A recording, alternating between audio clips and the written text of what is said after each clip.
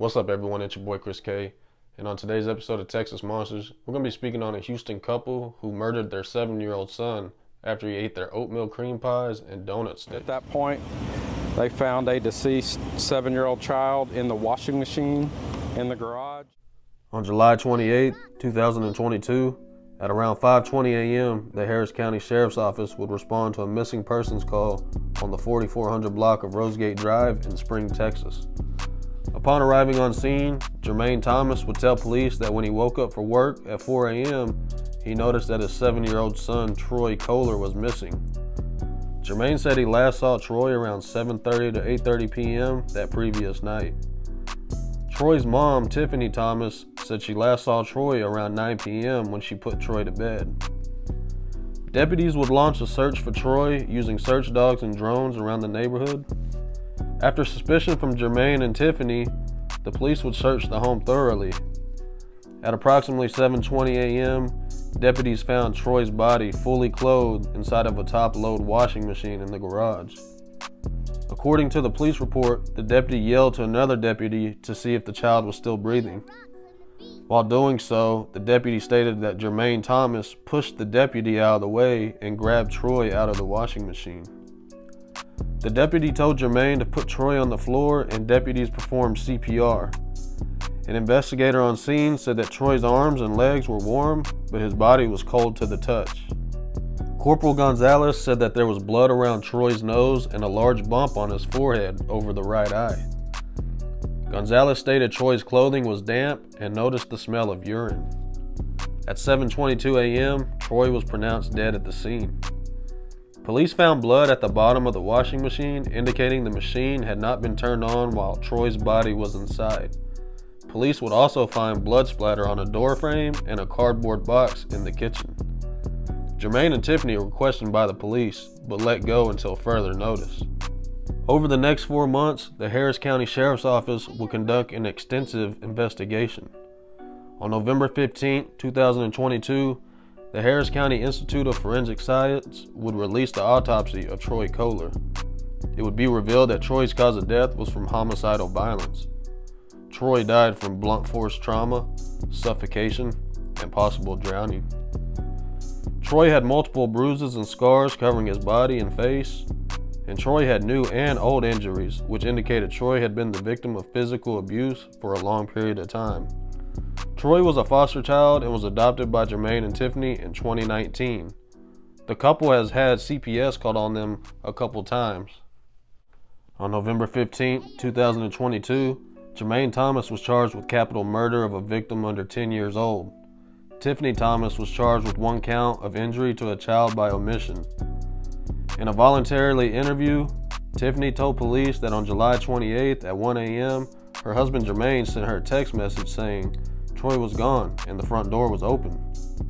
Tiffany told police she locked the doors around 6:30 p.m. when she left for work. Tiffany said she tried to call Jermaine several times but did not hear back until 4 a.m. after he initially called the police. She got a ride home from a coworker. Jermaine told police that on July 24th, he disciplined Troy by giving him several spankings on his butt with an open hand. Jermaine stated that one of his strikes missed due to Troy jumping around, and he struck Troy's back. He alleged he stopped after that. Text messages between Jermaine and Tiffany were found by the police, which included several texts about harming Troy. In the first message, Tiffany told Jermaine that Troy had finally told the truth about eating the oatmeal cream pies after she threatened to put Troy in the oven and turn it on. In another text, Jermaine told Tiffany that when he found out Troy ate his donut sticks, that he needed to get the locks, that he would end up killing Troy. He sent text to Tiffany that said that she would come home from work and Troy would be hanging from the tree outside. On July 7th, Tiffany sent a text saying, "Fuck that, I'm not doing shit for his birthday. I'm so sick of this boy, like I'm really tired of him and don't want him in this house anymore." On July 25th, another text sent between each other said, "This boy's got life fucked up. Why I come out of the bathroom from taking a shower and his funky ass in the living room watching TV." Jermaine Thomas is currently being held on a $2 million bond, and Tiffany Thomas is being held on a $150,000 bond. Now this is a sad situation because it sounds like Troy's been bouncing around foster homes for his whole life, and he finally found a home that he thought he could call mom and dad to somebody.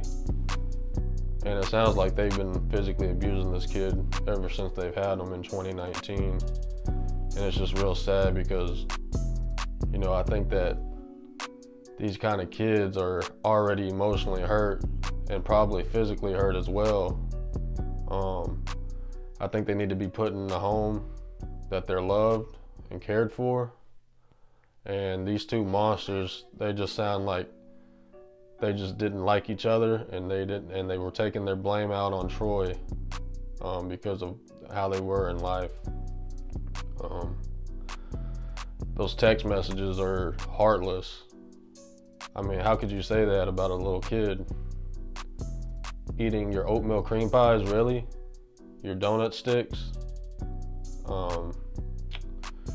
It's just a sad world that we live in, that these people can hurt an innocent child like that. And Jermaine trying to change his story up and then tried to go look in the washing machine after the cop found him and act surprised and play it off. It just goes to show that they both put thought into it. I know they'll get justice served. Hopefully they get the death penalty. Let me know what y'all think in the comments below. The story was actually sent to me by one of my buddies. If you have any other stories you want me to cover or look into, you can send them my way, post them in the comments. Thank you for checking out this episode of Texas Monsters. I'll catch y'all on the next one.